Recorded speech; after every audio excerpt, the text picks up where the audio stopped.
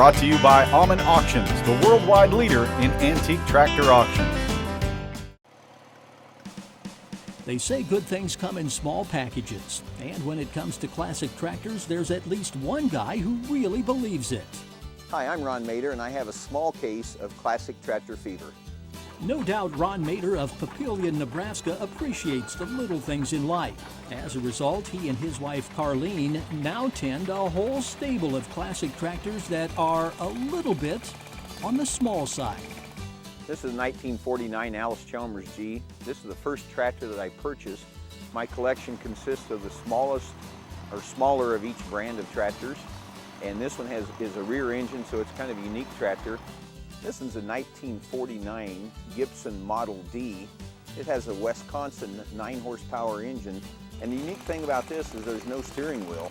You just use the treadle here to turn either left or right. And so when you get on this, first time you drive it, you're a little unsure because there's not really anything to grab. This is a Porsche Tractor that was brought in from Germany. I found this at an auction in South Dakota. This little tractor is a lot of fun because if you go to a tractor rodeo, it's pretty hard for anybody to beat it in a slow tractor race.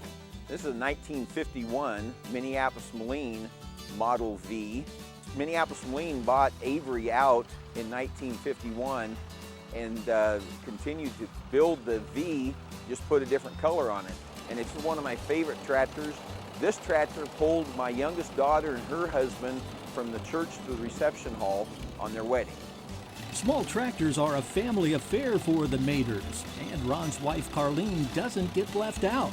That's her riding on a 1949 Pony, the smallest tractor built by Massey Harris. It's more than just a little fun. It's a lot of fun. It's something that we do together, and we found that going to the shows, we have our time together, we can talk about things, and now it's catching on with our grandkids. Oh, I think it's a great hobby. It's something that if you can purchase a antique classic tractor, work on it a little bit, it'll become almost one of the family. Though the tractors are small, the Mader collection is anything but. They have a Leader Model B, an Oliver 60, and more. This is a 1952 Farmall Cub. The Cub's a pretty small tractor, but it has great turning radius, has great pulling power, easy to drive, just a fun tractor to be around.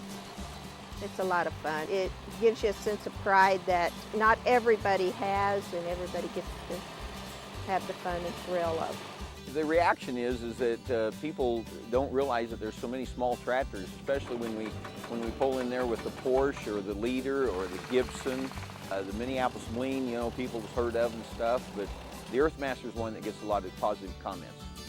Ah yes, the EarthMaster. Built in 1948, it was the second tractor Ron ever bought, and it may be the rarest tractor in his collection. When we purchased it, we didn't know what I was buying for sure. Had it shipped in from Grant Pass, Oregon. It's serial number 102.